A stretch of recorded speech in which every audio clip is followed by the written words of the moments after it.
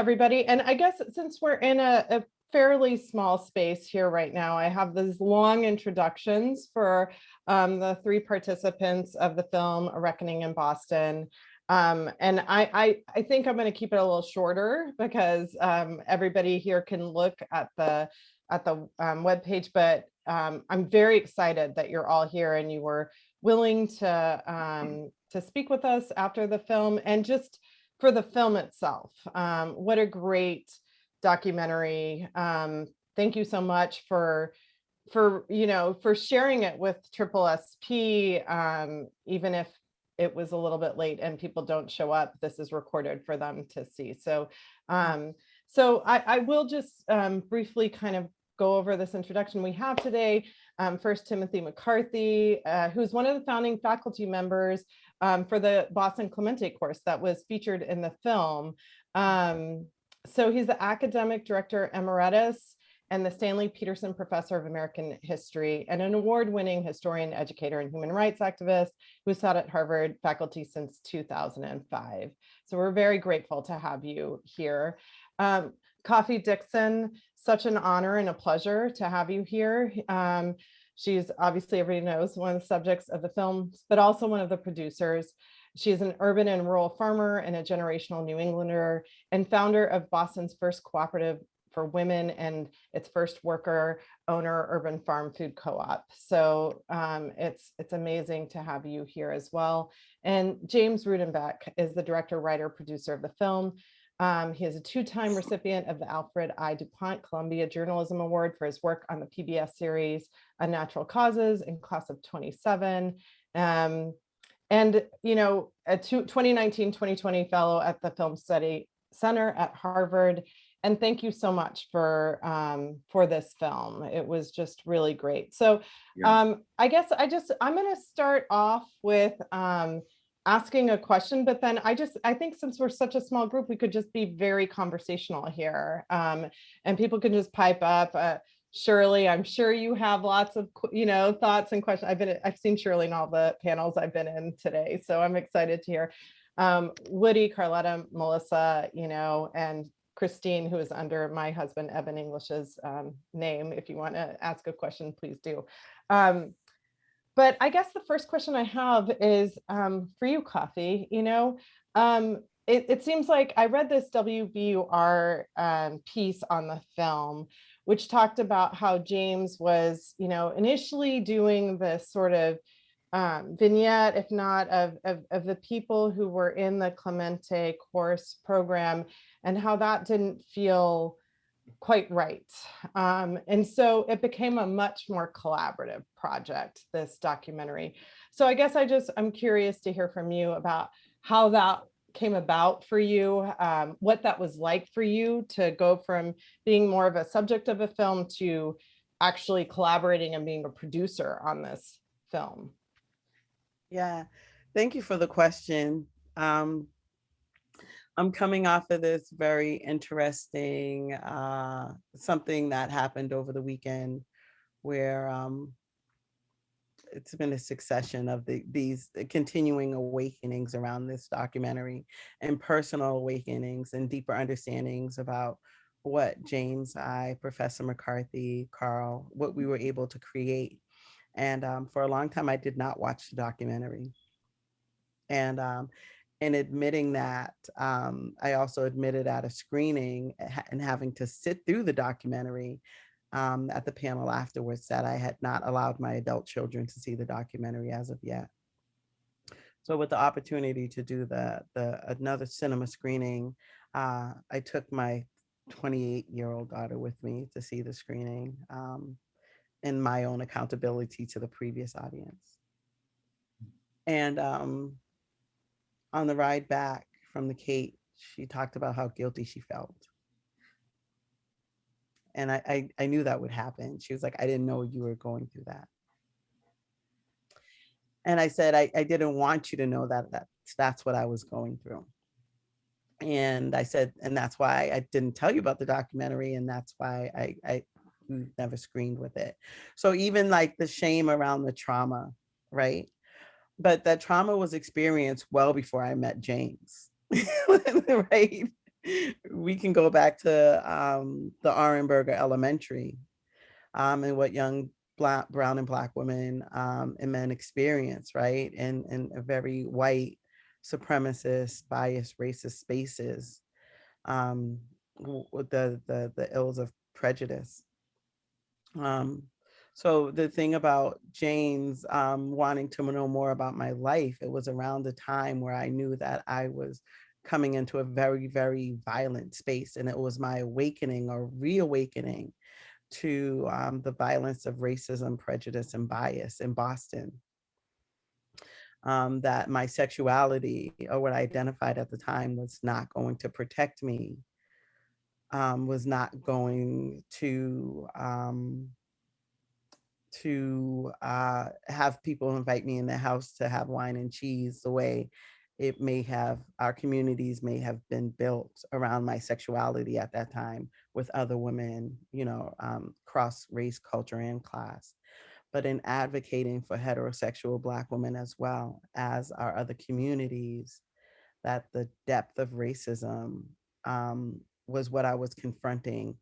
And when James was talking about videotaping me, I was just like, someone needs to understand the violence that I'm witnessing, just in case I don't survive this project, just in case the project doesn't survive, and how we can bear witness to the granular but yet impactful um, challenges to like our existence and survival. Thank you so much for that. Um, does anyone else want to chime in? Yeah, I was so struck, Coffee, by the very beginning where you talked about that experience on Thompson Island, and I realized growing up in Maine and New Hampshire, and there were the cows at one point. My best friend's father had a dairy farm. My mother had a farm at one point, and one of the things I've really come to realize over the last decade or so are the ways that we've worked to make so much of the outdoors white space, and really work to keep people of color from, as you were describing, the healing aspects of being outside, and just, the struggle you had to go through to find a little place to grow some crops in Boston. And, that just really blew me away. I mean, that was really, it's something I've become more aware of over the years, but just how, important that access to that healing space is. I know it's been a central part of my life, and just how you had to fight for it. And the only reason I knew about that, the healing space, was, I guess you can say, the to humanize people is to understand that, we all don't long to be relegated in one space in one community. That to think about us in a humanizing way is that we all seek and search. We all have the same wants and needs, essentially. And to look at another person and not to believe that they want the same things you want: a home, a family, peace of mind, safety, a garden, a backyard, a scenic view, fresh air, safety for their children. To sit across from Sheila Dillon and to be faced with the realization that a lot of people at that table did not understand, that in humanizing us, it would have made it much easier to understand the very small, minimal requests we were making. I'd like to thank people, even in being in the Cape in Falmouth, with my daughter. We got there really early, and we were talking, and I was just like, she was like, "Where are you going?" And I was just like, "I'm driving, leave me alone." She was like, "I don't see this on the map." She, adult children complaining. I said, "Listen," at the stoplight, I said, "Wherever I go, and not just around the documentary, but in this really exploratory nature. Wherever I go, I said, I try to drive around and find the area, because there are always places, there are little towns and villages in here that Black people don't know exist. Yeah. I said, so relax, and kept driving down Shore Street in Falmouth to find this beautiful shoreline. And this community, right, of people, somewhere out of a painting in the Museum of Fine Arts. And I got out and I walked around and took pictures. And I said, this way I can let people know that this is here. Because unfortunately, prejudice and racism will say that those spaces and the existence of those spaces are not talked about cross race and class. Yeah. In defense of, I don't want to believe it's defending white spaces and protecting white spaces, but someone could see the lack of knowledge of those spaces, or even talking about it over the water cooler. We vacation here is in a protectionist way around white idyllic spaces that are not inclusive of Black and brown people, even though those same spaces on the Cape throughout the United States were originally spaces inhabited by Indigenous and African American people. Mm-hmm. So it's not far beyond us. It's just I'm curious if there's a protectionist attitude about the communities that are there now, for who is aware of those spaces and who has access to them, and how much that's embedded in racism and prejudice intentionally. You know, I have a question about this, and this I want to throw this out there to you, Coffee, as well as to James and Timothy. As I was watching you talk about this importance of space, and in just listening to what you said just now, and then thinking about the museum visit, all of these things that, you know, people learn to see people in a particular way. Mm. And that includes how Black people also learn to see themselves. Yes. And so you have this idea of these spaces that even when someone is not saying you are not welcome here, there is this stance of, I won't go there just in case. I won't do those types of hobbies, or I won't go to those, you know, places. I happen to be involved in two groups. One of them is called Outdoor Afro, and the other one is People of Color Outdoors. Mm-hmm. And they are designed specifically for those groups. And for one of them, they actually say this is not a space for white people to come and try to meet Black people or other people of color, because we don't always have those opportunities to be in those spaces, because we may have been taught that those spaces are not for us. So when we start to perpetuate ourselves, the Black spaces and the white spaces, even when there isn't someone blocking us from those. So I do appreciate the way that you were, you know, in the film, there was that discussion of that space. Mm. And what it offers people, but also the knowledge part of it, the humanities part of it, the discussions about these classic works. It's stuff that many of us would like to have, you know, we'd like to have these conversations with our college students.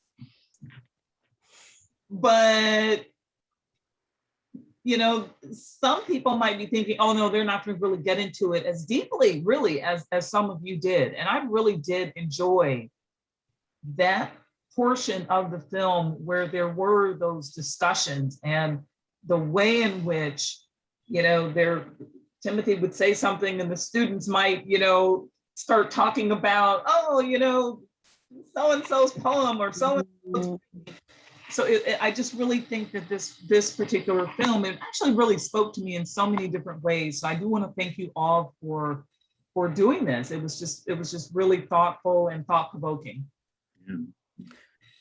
One Yeah, of well, as a professor, I would sell my soul for students who responded like that.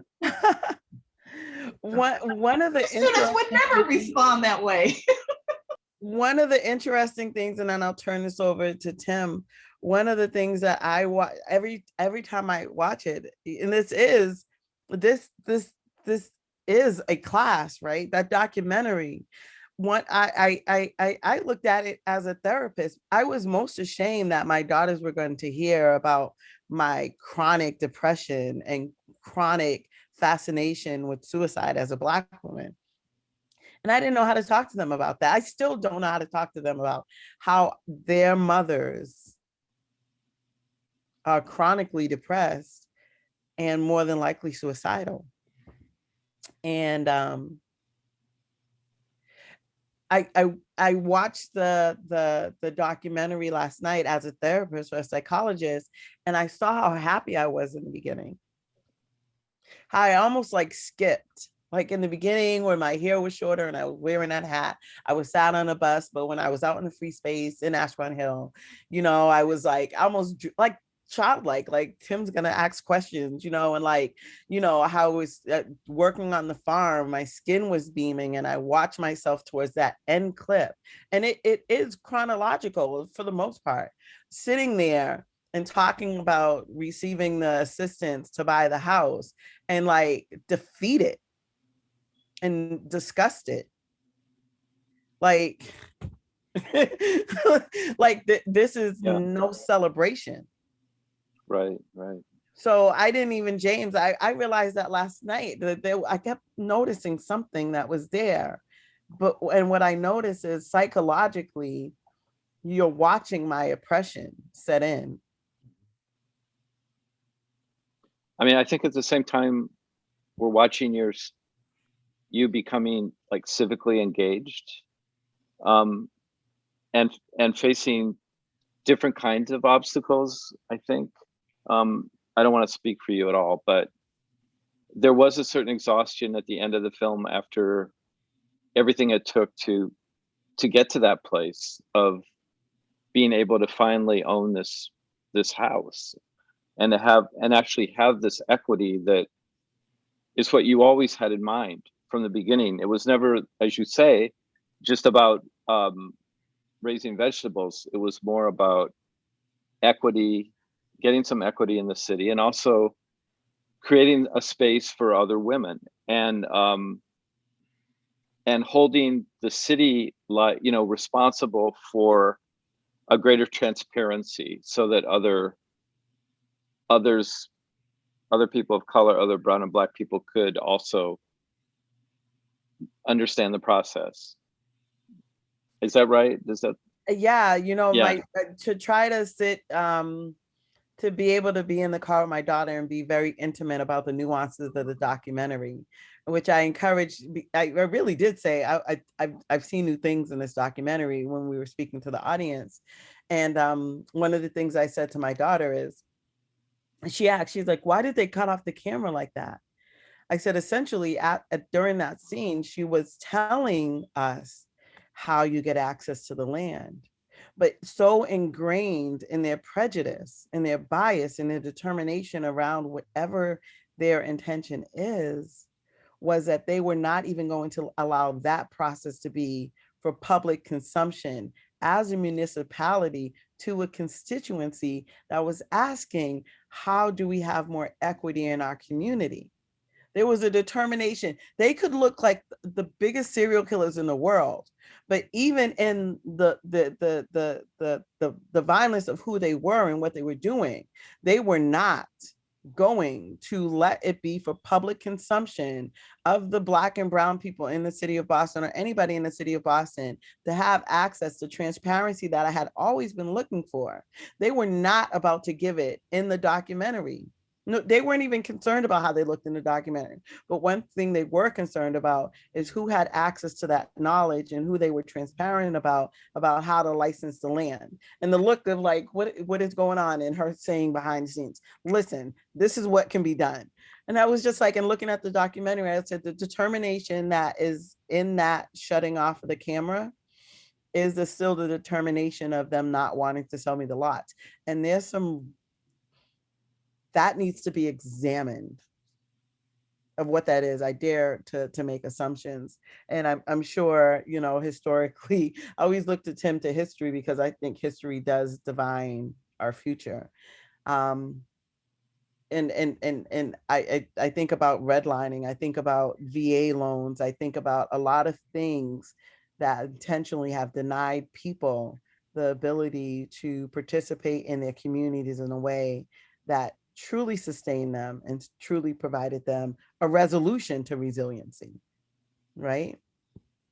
Yeah, that was a very powerful scene, a very powerful scene. And there's something you say that really just made me kind of, I got the chills is when Coffee says, it talks about being landless, a landless people, and how in that scene you have, these people talking about green spaces. And that to me is really like, this, well, we're progressive, we're creating these green spaces, but they're not for Black and brown people, and we're going to make sure that they don't have access to it. So for sure, cutting off the camera at that point. I wonder if, James, you could maybe speak to, I always ask this whenever I'm moderating an author or an artist, of, of any sort, like who was your intended audience? Did that change at all as you were, directing this? You came up with this, this film idea. Like, who are you thinking about in your mind as you're making this film? Hmm. I think that a lot of the films that all the films, I make films for other people and I make films for commissions, and I sometimes edit films for other people. So there are a lot of different like variations on how I work. But with a film like this and other films that I've made, I think they tend to come from just from a place inside myself where I'm not really thinking that much about an audience or an intended audience, unless I have to like write a grant proposal or something. But the film that's referenced that I made in the late 80s that was about small farmers losing their land in the Midwest was just coming from a place of a kind of anger about sort of a lifestyle that I had grown up in and known of small farming community in Iowa, and seeing how that was changing so rapidly, and how small farming was going away and corporate farming was becoming the norm. And it was just something that angered me, and I wanted to somehow express in film. And I guess I think that making these films can make a difference, because if I didn't think that, I'd be really in a state of deep despair. But in the end, I don't think that film did make a difference. But all those films do come from a place of a kind of personal, something deeply personal. And so, with this film, I had been to a Clemente, to a Mass Humanities benefit dinner, and I'd heard a Clemente graduate speak who was, really charismatic and moving. And I thought her story was, everybody who heard her story, Tim, you may remember who this person was, but she was really impressive. And I thought, a whole film about a Clemente class, a whole room of Clemente students who graduate, who have these kinds of transformative experiences, could really be like a deeply moving film. And so that was sort of the starting point for this film. But then, that changed,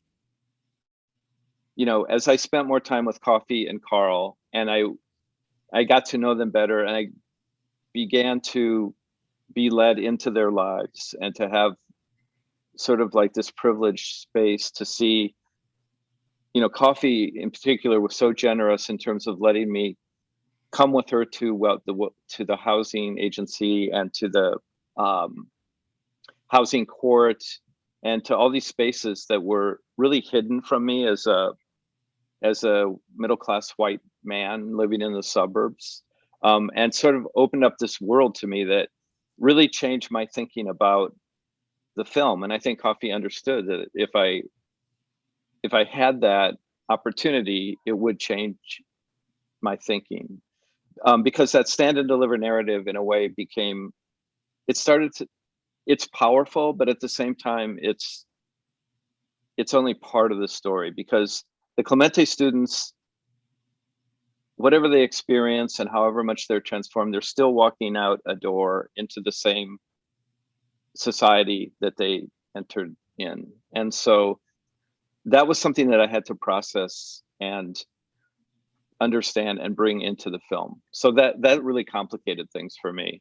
But in terms of an audience, just getting back to your original question, I think at a certain point I think Coffee realized, and Carl, I think we started thinking, well, maybe this could be a film for a wider audience. And I started, and I think we met at a certain point with an executive from ITVS, which is the biggest funder of independent documentaries in the US, and who really took an interest in the film and wanted me to bring my voice into the film, this was sort of like the third piece of the filmmaking. And then at that point, we started thinking more about how could this appeal to a national audience? And I think Coffee felt, and Nolan Walker, who was the executive from ITVS, I think they both felt that my voice would allow a wider perhaps and wider audience to sort of access these stories, which is unfortunate to think of it that way, but I think that that's realistic. And I think that it took a lot of work and collaboration with Coffee and Nolan and Tim and all these people who helped and worked with me on my voice to get it to work in a way that brought their stories into sharper relief, but didn't, I never wanted to be a character. I just wanted to be a witness. But I realized at a certain point that, as Coffee said to me, you have to be as vulnerable as I have been for you. And so I think that when that started happening and there was that kind of energy with the filmmaking, I think we all felt that perhaps this could be something. And when ITVS took an active interest in the film, we realized that this could be a film for a national audience. But like when it was starting out, I was just sort of really inspired by Clemente and by the whole idea of Clemente. And I didn't want to make a film just about the course, but I did feel like that whole narrative was and is powerful, and that would be what the film was about. And that, but I wasn't thinking that much about the audience. You don't have to raise your hand. You can just unmute and talk. It's so weird because for me, I felt like the original audience was like Black women, understand that I'm doing this work, understand that I'm out here advocating for you, I'm creating for you, I'm handing this over to you. This is what we've been able to do to found this organization, and thinking about the legacy of the organization. But the more I was confronted by the violence of trying to do this work, I realized that we needed to, white people needed to see how violent they can be intentionally. And that when I started thinking about how do we educate ourselves nationally around this, is because, sometimes here in New England, we're in this bubble, like, we're a liberal, progressive city, yada, yada, yada, university, the Ivory Towers, and, those racists in the South, those conservative Republican racists, right? That want us off of welfare and want us back to want us off of welfare, want us, in jail, want us here, want us there. And but there's an underlying understanding and a certain socioeconomic class here in Boston that it's not the Southern whites that we consider racist with the guns, that there is that well-meaning white folks, liberal white folks, and to an aspect there's classism and colorism in that as well, are just as violent as the person who would call us a nigger. What really, I lived in the Boston area when I went to high school. I actually graduated from high school in the town where Charles Stewart lived, from the Stewart case. And I saw the Boston busing crisis in real time when I was in college. And I was having flashbacks of that Louise Day Hicks stuff that was just like heavy. But she wasn't, it's like the South, she wasn't the problem. She was honest about where she was coming from, but it was the people in the housing court, it was the people, the real estate developers, it was the other people that, there's that ongoing violence. Even the police who, after Stewart shot his wife, went crazy, grabbing every Black man they could find. My mother actually wrote an article for Boston Magazine about a case where there's some serial rapes in Alston, Brighton, and they did the same thing, grabbed this guy, Willie Sanders. It was about the whole case to free him in the late 70s. But, the housing issue in Boston was so profound, the way that the defense in South Boston, of whites in South Boston, of their privilege and their space. I actually volunteered for an organization called Low Cost Housing, which was a Black-run community organization in the South End of Boston, which at the time was a working class Black neighborhood. They were rehabilitating buildings, having a community organization serve as a landlord. So people had a landlord they could actually talk to and get response from. And seeing the work they did to try to transform that neighborhood, and then going back to it 20 years later and seeing how it had just become totally gentrified and become a white upper middle class neighborhood was really shocking. Just how that whole real estate process is just, the violence of that institutional racism is in some ways so much more insidious than Louise Day Hicks standing out there in front of the microphone. And I've always said this, you have your right to your own supremacy, or to feeling your bed in your house. You have the right in your community to feel however you want. When that directly starts impacting people that are not of your community, that's when it becomes a problem. And one of the things that I struggle with now, and I feel like I need to be pulled in, like out of this war, is settling into the struggle I'm having about the benefits or the drawbacks of segregation, and flirting, and not even flirting around, but engaging towards a marriage of using the documentary as a justification to be an idealist around segregation, and pitching that idea to a driver heading to Chautauqua and saying and wanting to say, why can't I be a segregationist? This Chautauqua as itself, and all of its beauty and culture and religion, is an example of a passive segregated community. So why is Chautauqua okay, but the town of Jericho, Vermont, for Black women is not? And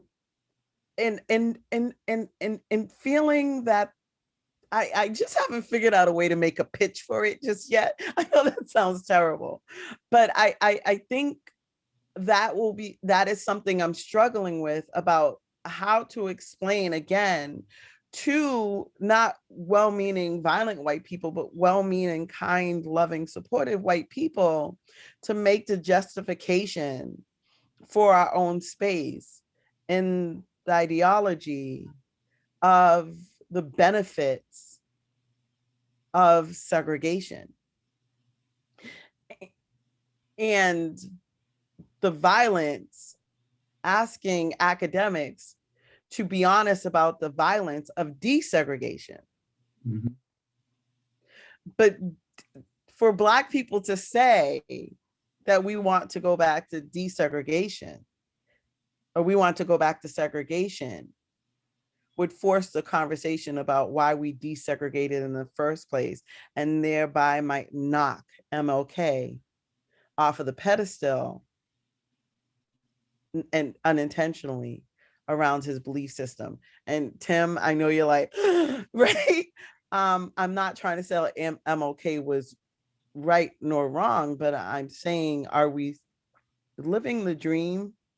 If we're not living the dream, and my last point about this, when I said a flagless people, that was a direct nod to somebody other that America's not paying attention to, and that's Black men. And Black men are becoming conservative Republicans at faster and higher rates. And it's actually putting off liberal Black women because they're calling it toxic masculinity, or cisgendered Black men are not going to save Black women.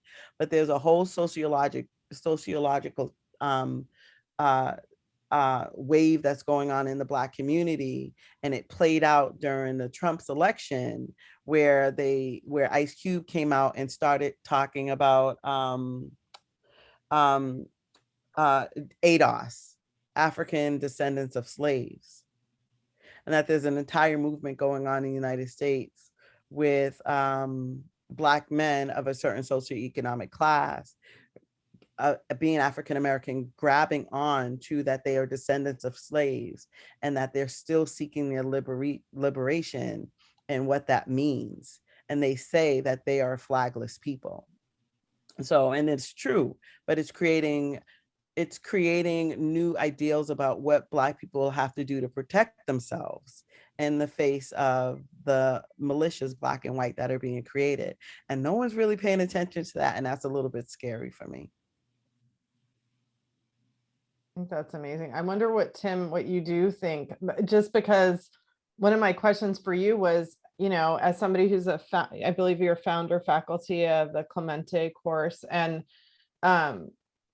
this is just a really, I think, Coffee, what you're saying comes out in ways in the film. And this is something that Carletta actually asked in the chat about James's voice in the film, that James's voice being a necessity, if it was a necessity for ITVS to get a wider audience. But Coffee, you do come out in this film, what you're saying, not exactly what you're saying, but what you're feeling comes out in this film, right? And how that would be interpreted. I guess I'm kind of bringing up a bunch of questions. One is Carletta's question is, do you need a voice like James to get what Coffee's saying across to a wider audience? Is it possible for Black women to be the only ones, speaking about this on their own? And then the other question for Tim was, how has this changed you as a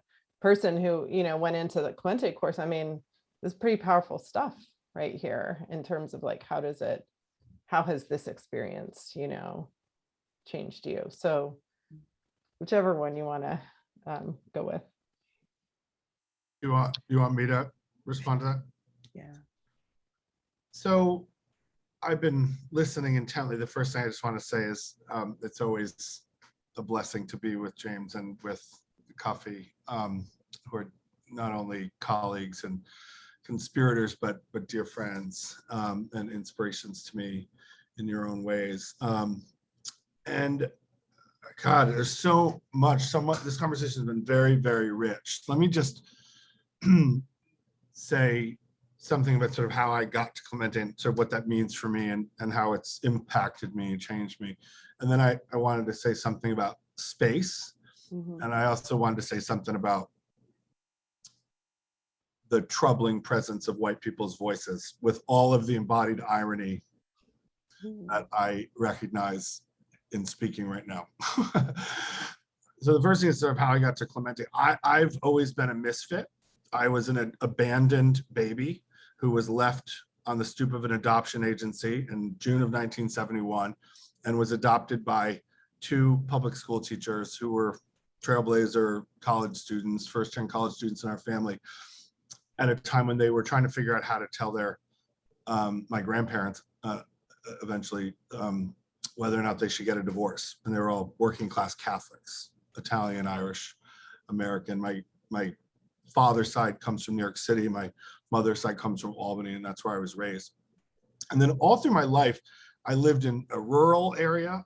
We had a chicken coop for the first 8 years of my life. We had no farm because we weren't farm people. We were city people who were transplanted to rural upstate New York, and we lived in a pretty low income area in upstate New York. We then moved to the suburbs outside of Albany, and then I was raised in the city too, and I've lived my whole life in the city. So I've lived in rural areas, I've lived in suburban areas, and I've lived in urban areas.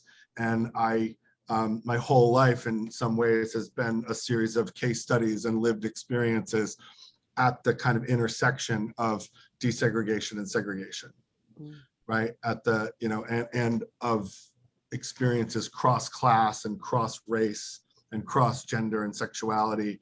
And I've never fit in. And so, I teach at Harvard now. I've taught at Harvard for a very long time now. Some would say too long. And I've never felt like I fit in there either. And so, for me, coming from the kind of educational family that I had, my grandmother was a New York City public school teacher. My parents were public school teachers.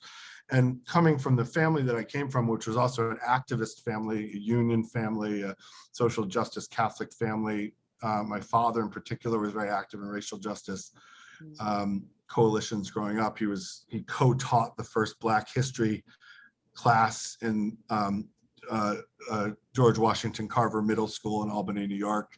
He got one of the first NEH grants to support the curriculum development for that. And he taught it with a Black colleague in 1966. So I grew up, with that. My grandmother worked at Dorothy Day. I grew up on those stories. I grew up in that tradition. I grew up with those examples. And so I've always felt uncomfortable in all white spaces. I've always felt like a misfit in very privileged and elite spaces like Harvard and Columbia, where I've gotten my advanced education. Yes, Carletta, thank you, thank you. And so when I heard about the Clemente course and what it was about, right, and the way it was described to me initially was, this is a free college humanities course for lower income adults, and it's being run through the Codman Square Health Center, and it's being accredited by Bard College, and we need an American history teacher. And my colleague at the time, and we were both contingent faculty members, we were both annual renewals with a 3-year contract expiration. He said to me, I have no idea what I'm doing. I just agreed to direct this program in Dorchester. I didn't even know where Dorchester was. I was like, I know where Dorchester is. And he, like many of my colleagues at Harvard, don't know where Dorchester is. They don't know where Codman Square is. They don't know where Dorchester is. It's 6 miles from the front door of my house, which is literally, I can almost touch the front door of my house right now, my apartment, and drive to Dorchester. It's literally exactly 6 miles. Or I can get on the red line and take the red line, right, to Ashmont and walk up the hill to the Codman Square Health Center, right, which I've been doing now for over 20 years. And so I said, sure, I'll do it. Let's do it. Because this is all about what I'm about, right? It's about affordable, accessible education. It's about a top quality education. It's about college access. It's in community, right? It's opened up to folks in the community who want this and who don't have access to it. And it requires me to leave this place and go there to teach, which I always felt was at least a small little model of something, right, that was different. And so, I became the academic director the next year. The guy who started it out left, and they said, do you want to do it? And I said, sure. And I've been teaching American history in it ever since. I teach the same materials that I teach at Harvard and at UNC Chapel Hill, where I also taught, at Barnard College and Columbia University, where I've also taught, right? In prisons, where I've also taught, right? I teach the same stuff no matter where I am and who I'm with, right? Because I believe that those historical texts are generative, right? And they're all of ours, right? And they can teach you. You said, what did you say? It's history is, what did you say, Coffee? You said history is the muse, or what did you say? You know, I have the attention span of a gnat. I I'll have know, to no, come I back can't to remember. that. You said something Tomorrow beautiful morning, I'll about be history. sitting my coffee like, what was Yeah. that quote? Yeah. Luckily, this is being recorded, so you can just Yeah. refer back to the quote. Yeah, no, I wish I could rewind it. Anyway, let me cut this short by saying that it has transformed me in a sense, in the sense that teaching always transforms me, right? I love teaching, and I love History is being a guide to the future. guide to the future, and I love teaching history, and I love teaching history in communities and classrooms that are hungry for that guidance and that inspiration. And so for me, Clemente felt, I mean, it has been transformative. I've been doing it for a generation now. How can something you've done by choice for a generation not be transformative? It has been. And it is, but it also felt like home more than any other place that I've taught in my career. It felt like the classroom I was meant to be in. And then pivoting to the bigger, the other question about white people's voices, right? Until this last year, which was our 20th year at Clemente, I have, or when James showed up to videotape our classes, I have been for a generation the only white man in the room in every single class I've taught in Clemente. And that's been a wonderful experience. Also feels like home, also transformative. And the thing that I'm happy about with the film is that I was worried, and I told James this, and I've talked to Coffee and Carl about this. I was worried that the film was going to be about Clemente and that I was going to have a more outsized part in the film, which I never wanted to have. And James has literally dozens of hours of tape of me interviewing me and me talking. And only little pieces get in the film. And I was relieved that that was the case. Clemente is in some ways part of the ensemble cast of this film, which is really about these extraordinary folks who live in Boston, and about Boston as in some ways the antagonist. And I'll just leave it here that one of the most shaking things for me when I first saw the final cut of the film that I hadn't realized before is that the scene where Coffee goes first to talk to the representative in the mayor's office to talk about potential available slots and how the first meeting, the one-on-one meeting you had, that woman who was with you in that scene was one of my students at the Kennedy School.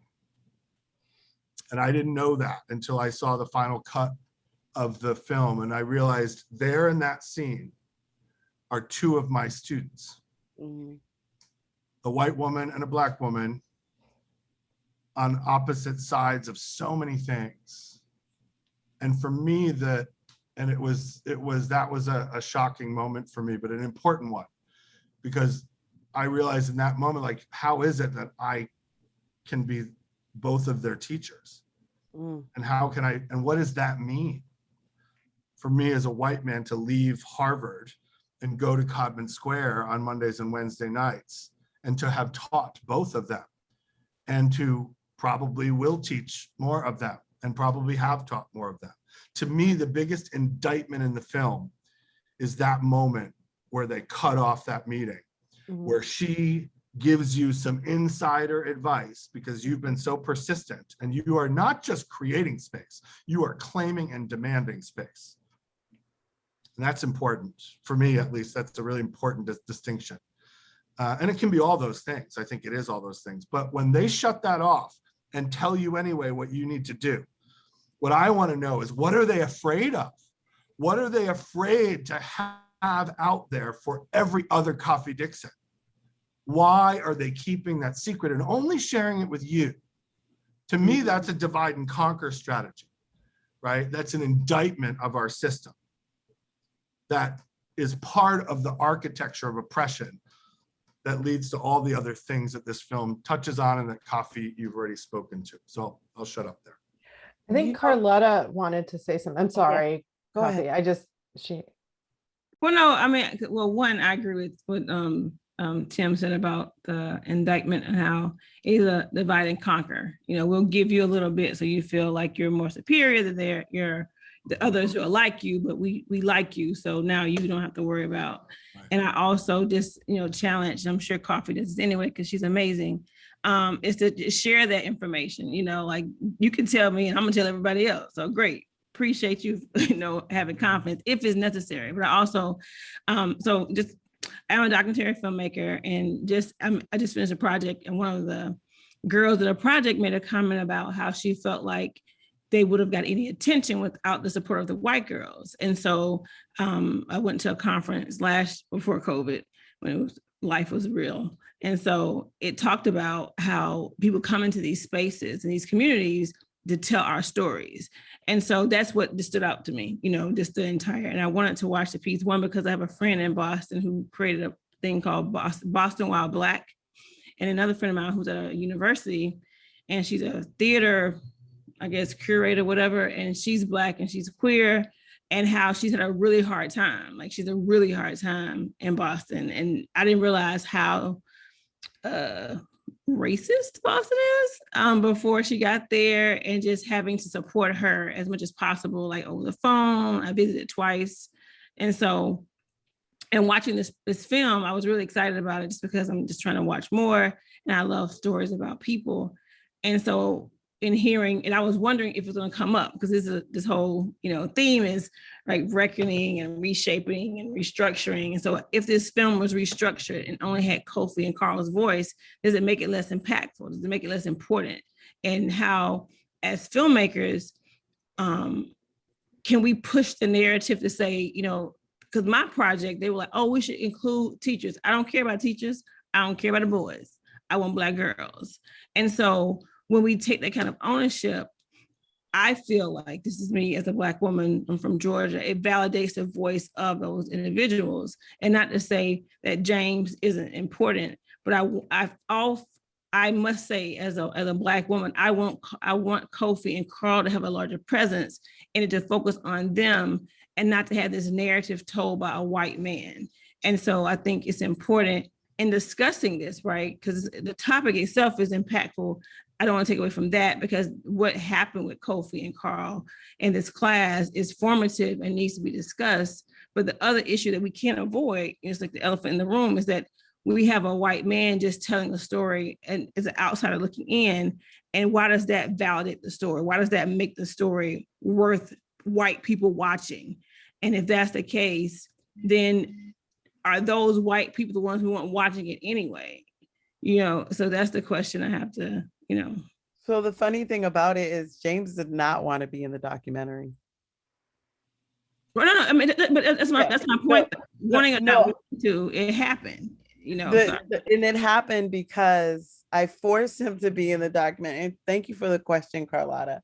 I always try to multitask and get to LinkedIn while, people who are adding amazing comments to connect with them via LinkedIn as well. But here's the thing. So one, tell your friend to come find us, because the house was created around the health of Black and Brown women. And the next thing is what happens, and it's man, my sisters and brothers out there sometimes, because that better than attitude that's sown in the Black community when a white community pulls them up and out, for the people who sip that syrup,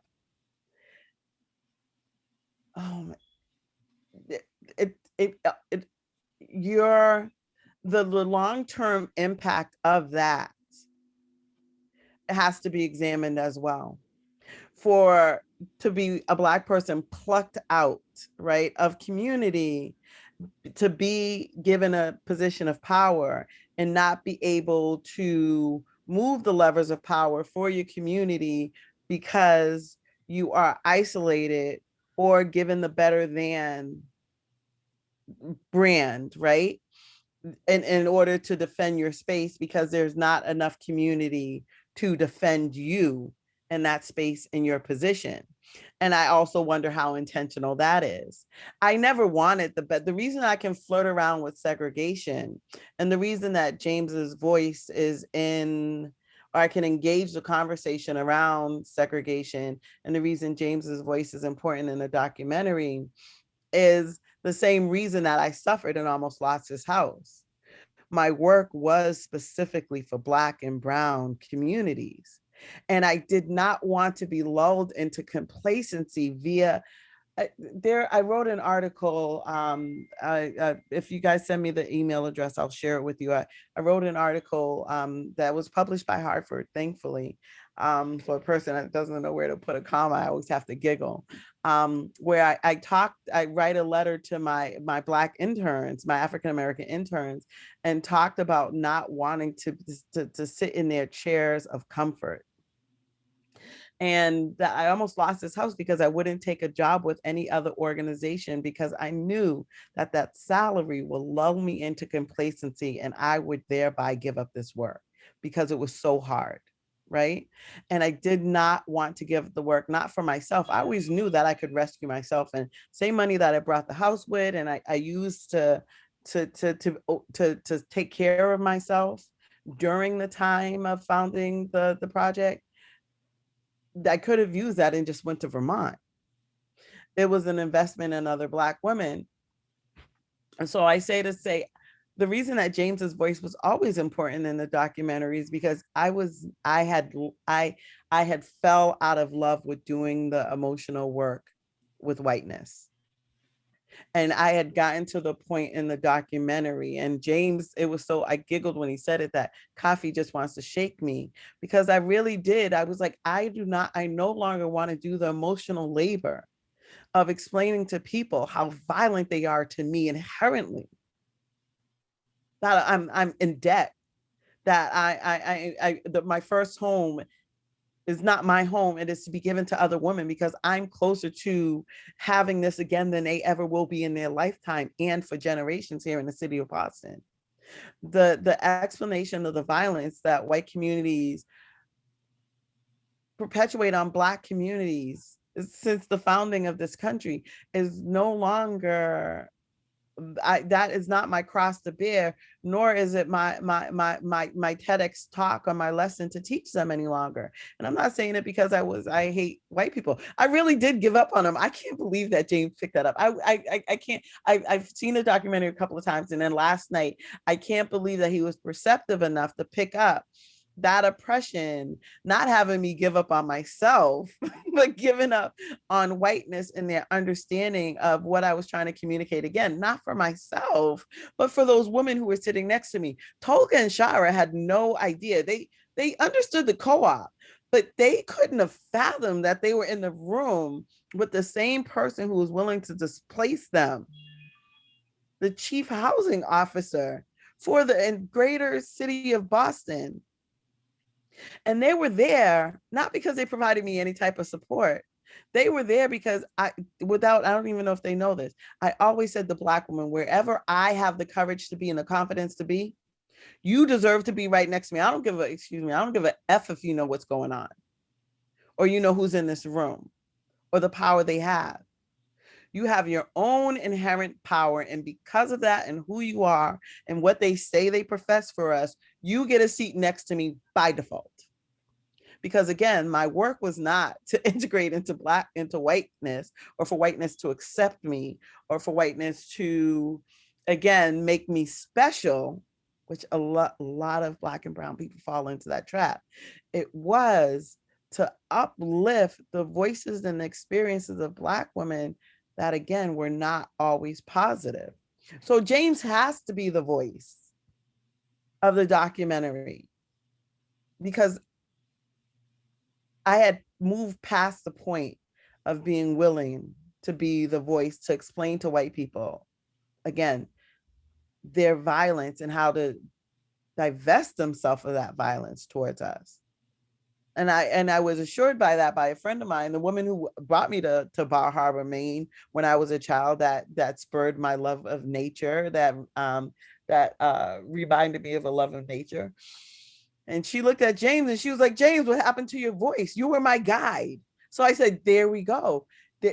White people need a guide, because a lot of white people, their need to self-protect around the fear, guilt, and shame that they may experience in themselves, or that when they may have not said something to a family member or friend, or they may have not done something in the face of witnessing that violence, maybe they may have spoken out, that there's such a need to protect themselves that I've seen it become paralyzing. And I've seen them be dismissive of the voices of Black people by saying, but that wasn't me. But you know, it was your friend or your wife or your husband or your father-in-law, your mother-in-law, or your supervisor, your manager, your boss, your co-chair. You know, it was them and it wasn't you, but how did you respond? And that's not for me to say, it's for James to say, how did I respond when I heard this? And we had not talked about any of this, James. So that just talks about the fruition of the pregnancy of race relations in Boston through the lens of culture and gender, is that effortlessly came out in the documentary. We have never talked about, I think, this aspect of the documentary. Something always new comes out, and this is part of it.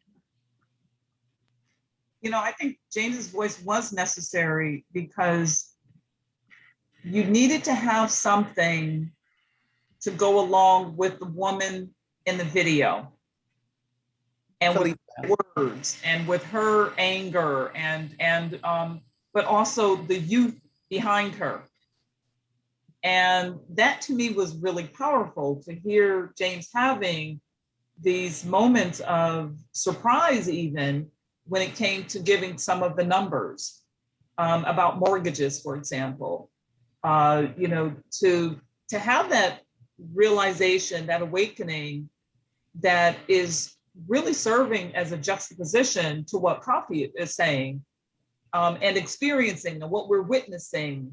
You know, so there to me was this ease of getting what you wanted, what you wanted without even necessarily having to work for it or ask for it. And then the constant uphill battle and the, you know, wanting to just rip your hair out or somebody else's, because people just are not understanding how disparate things are. They're acting as though, you know, that this is just normal. This is the normal state of things. And I remember, I always tell my students, the one time I have actually really felt like I was in the wrong place was when I was walking through South Boston. I was one of those people doing the whole Freedom Trail thing. And I was like, oh, this is so nice. Let's just go trip through Boston. And at some point, I'm off somewhere. I don't even know where I was. I was definitely off the beaten path. And I remember walking in this neighborhood and these three white guys walked past me, and it was palpable. It was one of those times where I actually felt like I could have been in danger, but I was so naive that I didn't realize it at first. And then once I did, I was like, okay, you know what? I think I'm in the wrong place. And I started to get myself out of that neighborhood. But that's why I also said in the chat that there is a very different kind of Boston for white people and this other Boston for Black people. I have white friends who love Boston. I like Boston, but I didn't love Boston because there was something there that I was like seeing. I was like, yeah, there's a reason why Black people aren't hanging out on the Boston Commons and all certain places. Lawn on D. That you could create a whiter neighborhood than ever existed in Boston. And here's my thing. That's fine. But do not question me about why I am flirting around with the idea of segregation. Because your segregation is constantly implied and reinforced, even when you're talking about integration. You may be talking about integration of economic dollars, integration of us not as producers, but as consumers, integration as your tenants to your home ownership, but you're not talking about equity. You're not talking about equality, and you're not talking about you're not our. I went to Baltimore, Maryland. I'm telling you, the explorer me. I was in Baltimore, Maryland, looking for Edgar Allan Poe's grave. I was supposed to be going back to DC until I realized that the train went into Baltimore in less than like 40 minutes. So I decided to divert and go stay in a hostel. And I remember there was a picture of Edgar Allan Poe and it was a picture of his grave. And then after 2 days, I was like, wait, you know, you better get ready to go home. But as I was trying to make my way back to wherever I was going, I stumbled like you. I stumbled into this neighborhood and saw white and black people sitting there having dinner together. And I saw little white and black children running around, just as dusty as little kids can be, 7 or 8 years old. One of them had Wonder Bread. And I remember thinking, who knew they still made Wonder Bread? Like, and wandering, seeing all these people that were getting off of work at 5, truly integrated in color and class. And realizing how segregated Boston is, that was noticeable for me. That was noticeable. I could not understand it. And I just remember wandering, it was somewhere over where the football stadium or the baseball stadium was, to see Black people balancedly eating dinner with each other, not just in the same space, but at tables with each other, was mind-blowing for me. So how we become complacent to this passive segregation and the violence that's around it, again, being performative about it being integrated.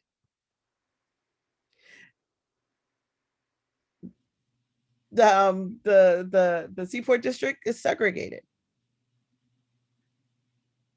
And that we need to be honest about that. But it's not that when white men walk down the street because the house and the land is on a dead end street. Another thing I had a realization recently about, where I was like, I need to do what I need to do and I need to go, is that I realized I saw a white man on my security camera walking down the street and wondering where he was going, because our house is at the end of the street. You can see in the documentary. So there's nowhere to go. So to see white men pull up around the house and the land, or to actually walk down the street, creates very real fear in me. Not because I think that they're capable of doing physical harm of me, but my new trauma is that I understand that the power that white men have in the city of Boston, they are capable of doing economic harm, community harm. And I now need to come to peace with how I deal with that I am now as afraid of a white man as if we were in Jim Crow South. Like, why is he here? Why is he on the street? In 2021, I've become afraid of white men. Are they going to buy the lots? Are they going to buy the land? Are they going to auction off the house? If they buy the house next to me, are they going to evict my Black neighbors? If they evict my Black neighbors, am I going to have to work white people? Are they going to control the project? Are they going to tell the city what they want to see here? What about community process? You know, there are all these questions that, as God is my witness on my grandmother's life, Helen Cooper Evans, I realized I've become afraid of white men, because I realized that they have an immense amount of power to not just control the community, but control the white women who support and justify the power and privilege that they have in the city. I'm wondering how you feel. As I was watching this, I couldn't help but think, and to all of you, everyone really, if you feel like there's any chance of some kind of change with this mayoral election coming up. If you feel like it's probably not, we're going to see the same. I mean, I that's where I tend to go, that this is so deeply structural. But just, do you think there's a possibility with this coming up? Boston, it's so funny because white people know they exist in power and privilege. And I'm sorry because I love James and Tim and, Woody, I'm not, I don't want to see, I don't want to talk about you in the third person because I understand it's not all, just like all Black people aren't violent, we to think about us as a monolith, we're not, right? But a large community, and not necessarily academic community, but a large community of white men and white women in Boston who were those children in those videos, elephant in the room, are now in positions of power. They were in that large march. Those people did not by osmosis dissipate into the universe, into the air. They're still here making policy, developing. But I say this because when people operate out of guilt, fame, and share, which I try to get, it's not serving for me to get into any place and to ask them to feel guilty about my Blackness or their whiteness. I don't feel guilty about, who I am and what I do on the weekends. I'm not asking you to feel guilty. If you want to keep perpetuating what you're doing in a way that elicits guilt, then that's you. But back to the election, there's a pendulum swing where they start thinking, well, just give Black people this and they'll be okay. And I don't necessarily know if the person that they're choosing as mayor, if the pendulum swing around guilt, fear, and shame of the inequities in Black communities will do us more of a disservice, thinking about Lori Lightfoot and Lollapalooza, 385,000 people and no mask. And what does that mean for a vulnerable Black community in Chicago as it is? And the Delta variant, right?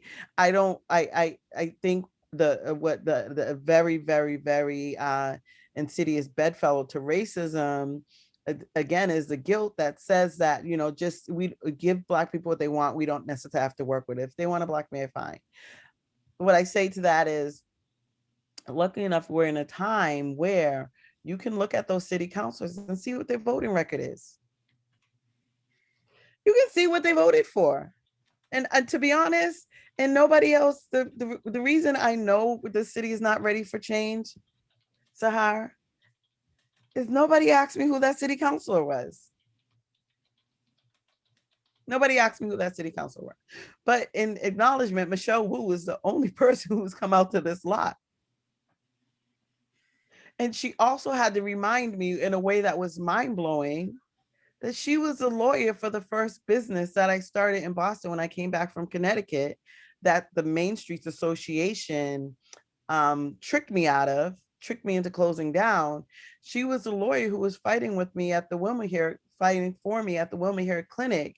And I had to query her names because I thought she was wrong. I was like, I don't remember who you were because I never met her. I just saw all of her emails and go here and do this. And, here are some resources. When D&D, even back then, if you Google WBUR, you'll see a picture of me in front of my produce market talking to WBUR about using the Kirsten Branch Library for business resources to start that one of the many businesses I've had in my lifetime.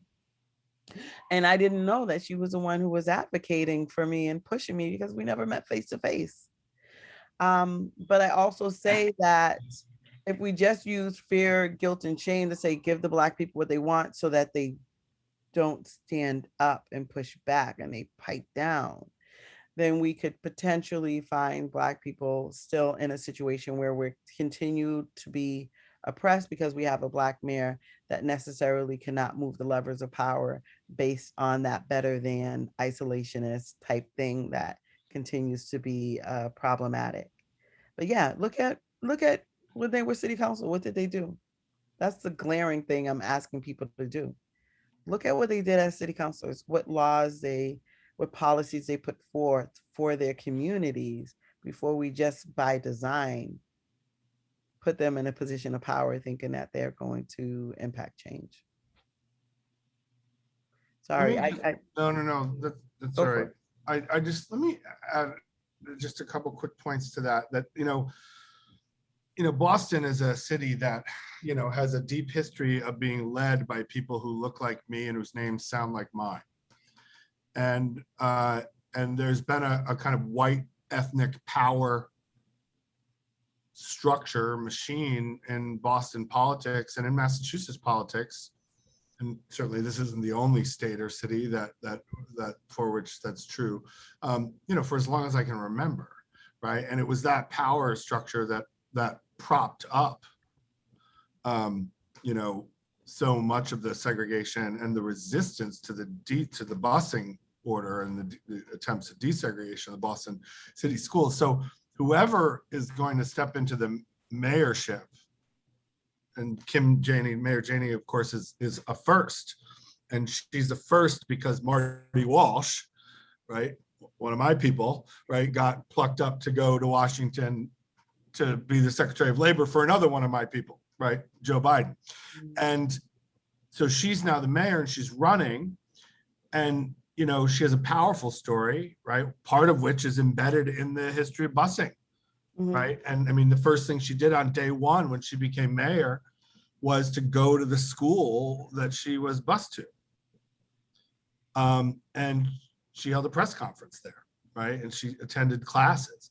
And, Andrea Campbell has, her own story about what it's like to grow up in Boston as a Black girl and now Black woman who's on city council. And both of them went to, great colleges and got great educations and become very distinguished folks. Michelle Wu, of course, is also there. And so we have an opportunity here to elect the first woman of color or first person of color. Most of the candidates are candidates of color, and all of the serious ones are. So there's an opportunity in Boston to elect a person of color, and a woman of color in particular, maybe elect Kim Janey properly to the mayoral seat. But that is, that's going to be a first. And as we know with firsts have to be perfect and they have to be careful, right? When you think about what Barack Obama did for systemic and structural racial justice, right? In relation to some of the powerful cultural change and symbolic kind of politics, which I also think is important, right? I don't think that symbolic politics is unimportant. It's very important, right? Particularly when it comes to representation, right?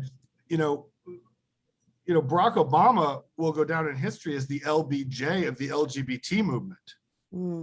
He was far more willing to throw his weight as president ultimately, once he evolved fully, behind the cause of LGBTQ issues than he was with racial justice issues. One of the first things he did was sign the hate crimes bill. Then he helped to repeal Don't Ask, Don't Tell, and he got behind a whole bunch of us in his first term. He was the first president of the United States to ever visit inside a prison, and he did it 6 months left in his second term, right? And started talking about mass incarceration, right? And that's not to indict President Obama. I worked for President Obama. I, worked on his campaign. I was one of his LGBT advisors in the first election cycle. And I'm very glad he was president. But when you think about the first who inherit the system, right, that has both prevented a first until now and guaranteed that this is only the first. The fact that we still have first in the 21st century is an indictment on the whole country. And so, I think it's important that a woman of color gets elected, a Black woman gets elected as the mayor of Boston. Is that going to be exciting? Of course, but they're going to inherit Boston, right? And all the power dynamics of that, and then are set up to disappoint so many people, right? And if they disappoint too much, there's never going to be another one, or not for a long time. And that's what I worry about, right? I worry about that. It's pretty clear that we have a very, very, very strong shot that there's going to be a woman of color elected to the mayorship of Boston, which will be progress. But what will that then produce? right? And what kind of backlash is going to be immediately there because it's pre-existing and it's cooked into the whole system. And so that's what I worry about in that way too, in addition to all the things that coffee. Listen, I'm gonna be honest with you guys. The space for Black people in Boston is so critical. And the statistics around displacement, you know, seeing the imagery of a Black woman, her children, her baby's father being nomadic, domestic migrants across the state and across this region, the mental health of Black women based on the trauma and violence. If we can go back to Tolga and Amani and myself, if we can go to the statistics of Black people being the only race in the city of Boston that's losing numbers as constituents, as community members, because we're being pushed out of the census. This is a census. That happened with a city council of people of color, of a Black woman as the head of city council. Okay. Of 2 Black girls at Latin Academy having to go to the federal Justice Department around racism at an academy that is still as racist till this day as it was when the federal government, when Obama's administration found that they were guilty of racism at Latin Academy. Some of those people were still in positions of power. That's why I said, look, I don't know. I'm not looking for symbolism of Blackness any longer when the Black community is so anemic here. Symbolism for another 4 years and kowtowing and bending to developers who put you in those positions will decimate what is left of an African-American culture. I'm not talking about an immigrant culture. I'm not talking about new Americans. I'm talking about the last of the African-American culture that is left here in the city of Boston. Yes, I know these women have histories and I know they have stories, but you have to show me an example of how the history and the stories had informed them in the roles that they already had access to. And it's not me being against them, it's be supporting the bigger picture of we all have to hold each other accountable to do better for a situation that's critical. So if we're not a nonprofit, thank God, if we're trying to address economic and health disparities, if there's a pushback on that, then where do Black people find voice to continue to push back against the development and displacement? Or are we once again intentionally lulled into a sense of complacency until we look up and once again, we are no longer part of the city? I'm not going to support foolishness. I'm not saying that you're being foolish, Tim or anybody else. I'm not going to submit the foolishness of thinking just because a Black person is in office, because the reason that so many Black men claim ADOS is that the disgruntledness with Obama. Yeah. So I just want to say one thing. We had a sort of dispiriting screening with Ted Landsmark. Oh my, that was terrible. Wow. Who was a moderator. And he talked about being in the room where decisions are made, and everyone always says that's where you should be, and that's where decisions are made, and that you want to be where the power is. And he was a member of the BPDA, and he said that chair of the BPDA board that does research around displacement. And he told us that unless you have real power in that room, you might as well be a pitcher of water. That you have no place in those rooms with him. He said so many problematic things. My head was spinning. And he's not the only Black person in Boston. That's why I always say it's not just racism, it's racism in class. We as Black people have work to do within our own community before we say, hey, speak for us. But he said so many problematic things, my head spun. I mean, James and I conversations usually after screeners are like uplifting, like, you go, James, you go, Coffee. Yes, yes, yes, we can do this. This is why we're here. That conversation was just like, yeah, so that happened. One thing he said is, he said, you know, how do you connect Black communities to the land? And I said, how do you connect Black communities to the land, to the commons in Franklin Park, where the city of Boston will support Boston Symphony playing now in White Stadium in Franklin Park, but shuts down the West Indian Carnival at 1 o'clock in the afternoon. And he yelled out, you know why? Because they were shooting each other. Oh my God. And I said, are you saying? And I said, and what about the white people and all the country music festivals where there's hundreds and hundreds of arrests, or every drunk driving accident, people coming back from Patriot State? I wanted to say that to him, but I had so much respect for him in that picture and put him on such a pedestal in my head. My head was spinning with that, about if you're not saying that about the Patriots games and all the people who died from drunk driving accidents and the fights, then are you justifying that Black people have no access to cultural events at the commons? This is why I only can do work for my community. I can only be a force of liberation for, you know, I talk about my patron saint, Fannie Lou Hamer and Stacey Abrams. You know, I can do liberation work within my community, but to have to carry that past race and past class, I don't know. That has to be done within that community, and hopefully it will. And again, a community for ourselves makes sense while Boston figures it out. No, I appreciate this. It is past time, and I believe this is set up so that we will be booted off actually in a few minutes. So I just didn't want that to happen. But you know, I think your film carries a lot of weight to it, an incredible amount of weight to it. Coffee, I mean, it was just a real pleasure and amazing to get to be in conversation with you and to see you in the film.